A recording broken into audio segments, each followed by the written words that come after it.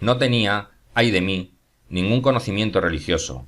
Lo que había aprendido gracias a las buenas enseñanzas de mi padre se había desvanecido en 8 años de ininterrumpidos desarreglos propios de la gente de mar, y de haberme relacionado solo con gente tan incrédula y profana como yo. No recuerdo haber tenido, en todo ese tiempo, ni un solo pensamiento que me elevara a Dios, o que me hiciera mirar hacia adentro y reflexionar sobre mi conducta.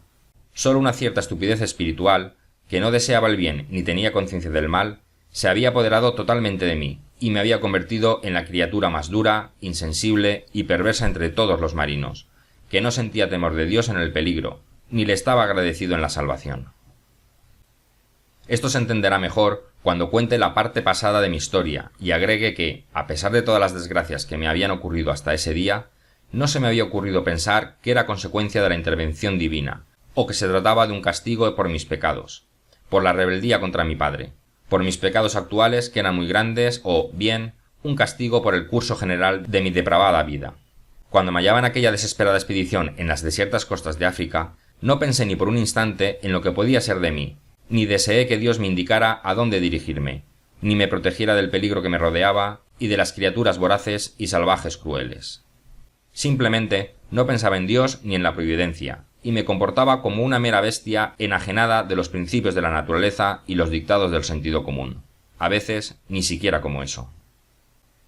Cuando fui liberado y rescatado por el capitán portugués, y bien tratado, con justicia, honradez y caridad, no tuve ni un solo pensamiento de gratitud. Cuando nuevamente naufragué y me vi perdido en peligro de morir ahogado en esta isla, no sentí el menor remordimiento ni lo vi como un castigo justo. Tan solo me repetía una y otra vez que era un perro desgraciado, nacido para ser siempre miserable.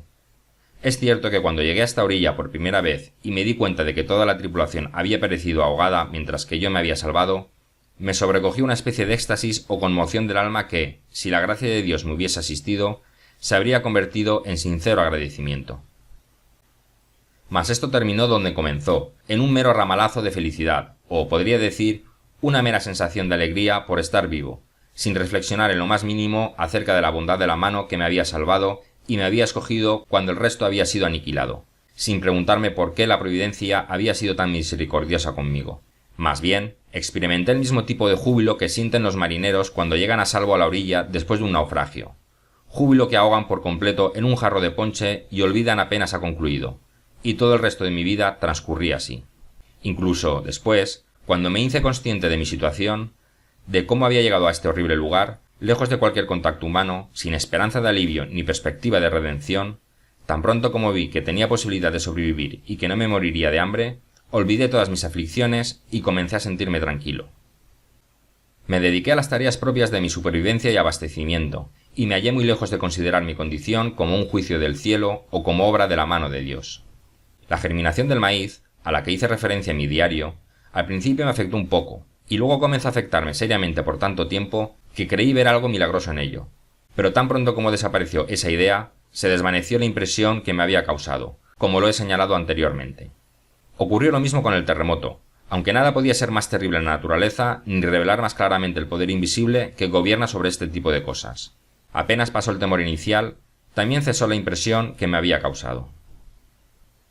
No tenía más conciencia de Dios o de su juicio, ni de que mis desgracias fueran obra de su mano, que si hubiera estado en la situación más próspera del mundo. Pero ahora que estaba enfermo y las miserias de la muerte desfilaban lentamente ante mis ojos, cuando mis fuerzas sucumbían bajo el peso de una fuerte debilidad y estaba extenuado por la fiebre, mi conciencia, durante tanto tiempo dormida, comenzó a despertar y yo empecé a reprocharme mi vida pasada, pues, evidentemente, mi perversidad había provocado que la justicia de Dios cayera tan violentamente sobre mí y me castigara tan vengativamente. Estos pensamientos me atormentaron durante el segundo y el tercer día de mi enfermedad, y en el furor de la fiebre y las terribles recriminaciones de mi conciencia, musité unas palabras que parecían una plegaria a Dios, aunque no sé si el origen de la oración era la necesidad o la esperanza. Más bien era el llamado del miedo y la angustia, pues mis pensamientos confusos, mis convicciones fuertes y el horror de morir en tan miserable situación me abrumaron la cabeza. En este desasosiego, no sé lo que pude haber dicho, pero era una suerte de exclamación, algo así como: «Señor, ¿qué clase de miserable criatura soy? Si me enfermo, moriré de seguro por falta de ayuda. Señor, ¿qué será de mí?». Entonces comencé a llorar y no pude decir más.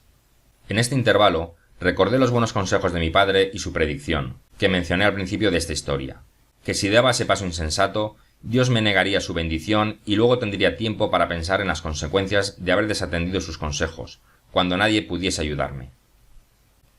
Ahora, decía en voz alta, se han cumplido las palabras de mi querido padre. La justicia de Dios ha caído sobre mí y no tengo a nadie que pueda ayudarme o escucharme. Hice caso omiso a la voz de la providencia, que tuvo la misericordia de ponerme en una situación en la vida en la que hubiera vivido feliz y tranquilamente. Mas no fui capaz de verlo, ni de aprender de mis padres, la dicha que esto suponía. Los dejé lamentándose por mi insensatez y ahora era yo el que se lamentaba de las consecuencias.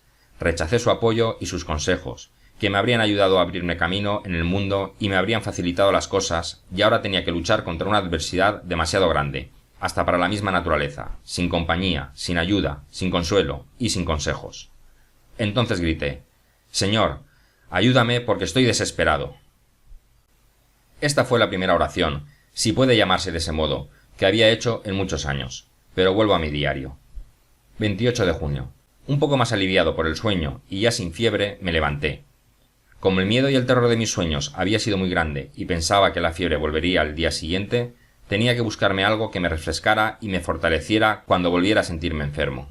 Lo primero que hice fue llenar una gran botella cuadrada de agua y colocarla encima de mi mesa, junto a la cama, y, para templarla, le eché como la cuarta parte de una pinta de ron y lo mezclé bien.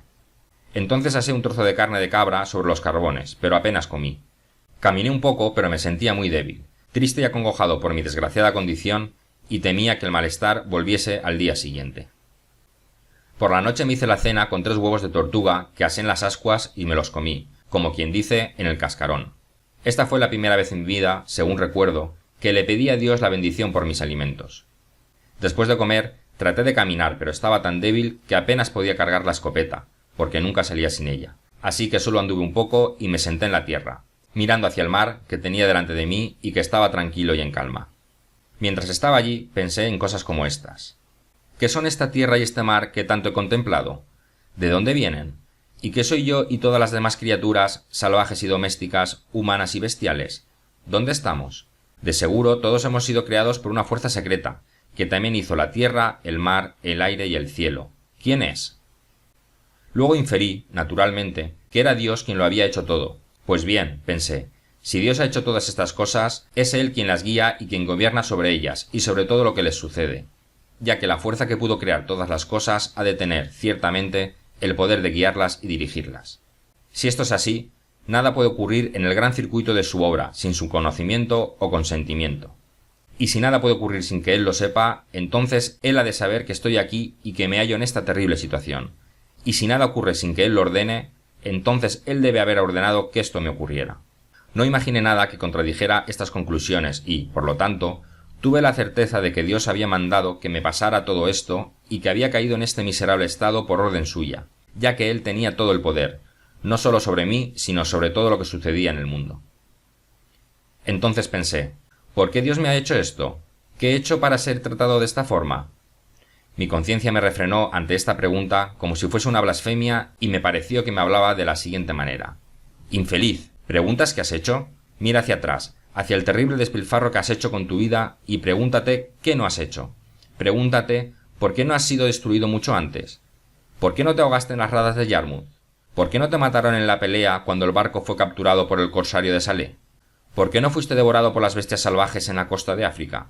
¿Por qué no te ahogaste aquí cuando toda la tripulación pereció, excepto tú? Y aún preguntas, ¿qué he hecho?